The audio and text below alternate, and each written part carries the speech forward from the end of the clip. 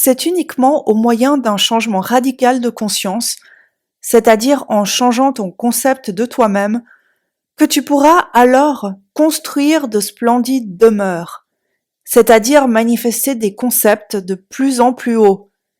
Et par manifestation, on entend faire l'expérience de ces concepts dans ton monde. Il est donc crucial de comprendre clairement ce qu'est la conscience.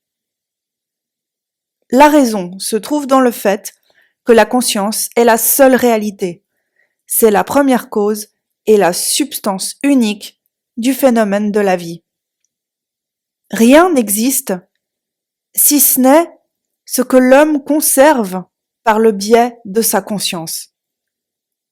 C'est donc vers ta conscience que tu dois te tourner, car c'est la seule base sur laquelle tu peux t'appuyer pour expliquer le phénomène de la vie. Alors, si nous acceptons l'idée d'une cause première, l'évolution de cette cause ne pourrait jamais résulter en quelque chose qui lui est étranger. C'est-à-dire si la première cause et substance est la lumière, dans toutes ses évolutions, aboutissements et manifestations, elle restera alors à l'état de lumière. Si la première cause et substance est la conscience, alors dans toutes ses évolutions, ses aboutissements et ses manifestations, elle restera conscience. Tout ce qui pourrait s'observer serait une variation plus ou moins haute de la même chose. En d'autres termes, si ta conscience est la seule réalité, elle doit également être la substance ultime. Par conséquent, ce qui t'apparaît comme étant des circonstances, des conditions et même des objets matériels ne sont en fait que le produit de ton imagination. Ainsi, tu dois rejeter ton idée de la nature comme étant cette chose ou ce mélange complexe de choses qui se passe hors de ton esprit. Ton environnement et toi ne peuvent être perçus comme existant indépendamment l'un de l'autre.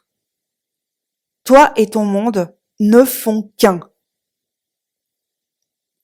Alors, tu dois te détourner de l'apparence objective des choses et te concentrer sur le centre subjectif des choses, c'est-à-dire ta conscience, si tu désires réellement connaître le phénomène de la vie et comment utiliser cette connaissance pour réaliser tes rêves les plus chers.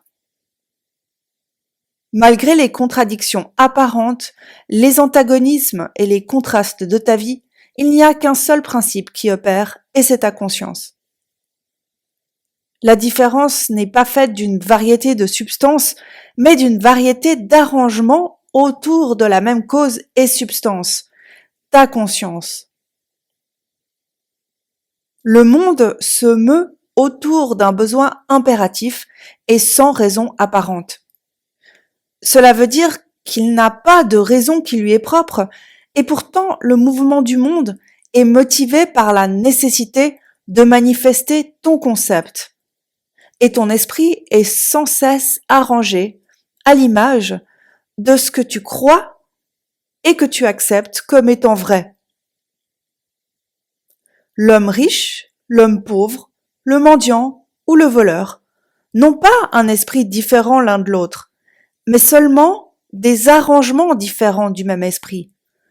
De la même manière qu'un morceau d'acier, une fois démagnétisé, n'est pas différent de son état démagnétisé en termes de substance, mais il l'est de par l'arrangement et l'ordre de ses molécules.